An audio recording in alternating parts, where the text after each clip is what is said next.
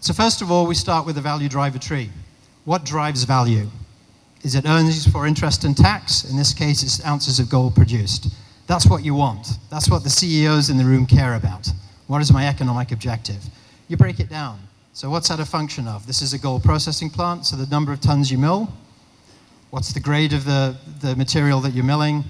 What's the recovery rate? Okay, that's useful, but you need to break it down further. So what's the throughput? What's the utilization?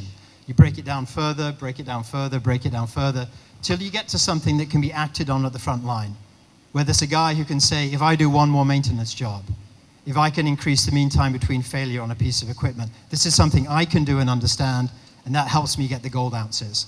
So you have to have a value driver tree to understand what's the economic output, and how do you break it down mathematically to things that can be done at the front line.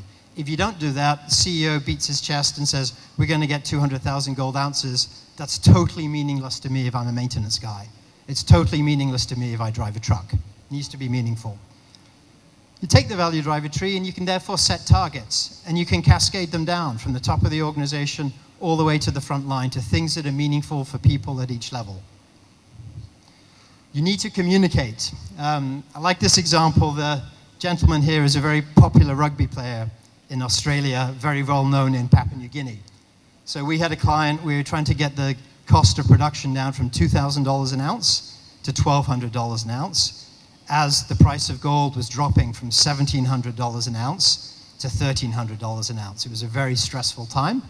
So lots of communication, lots of town halls, videos with a popular rugby player saying $1,200 an ounce by December 31. You could talk to any of the several hundred people on site, and they could tell you the objective is 1,200 by December 31 and what their part was in it.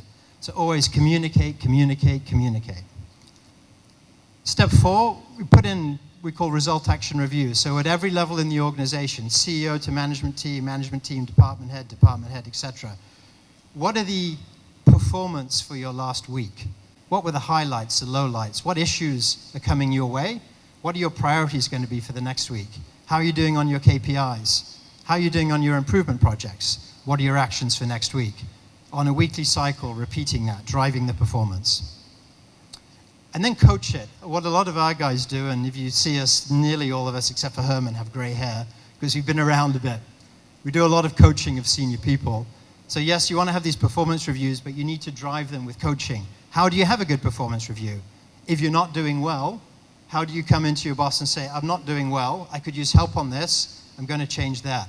How do you have very productive reviews? We measure how effective they are, and you can see here on the colored part, we measured effective, not effective, and through the coaching, eventually they become very effective.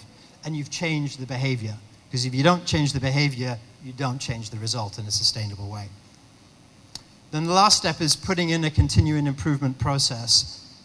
You go back to the value driver tree, which I talked about earlier.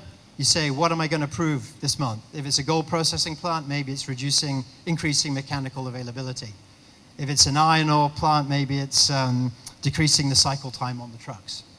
I generate ideas. They're already in the organization. You don't need high-priced consultants to tell them to you. They're already in the organization. You prioritize them. Most organizations are very bad at this, so you help people with that. And then you drive them through the improvement pipeline, and you repeat that process.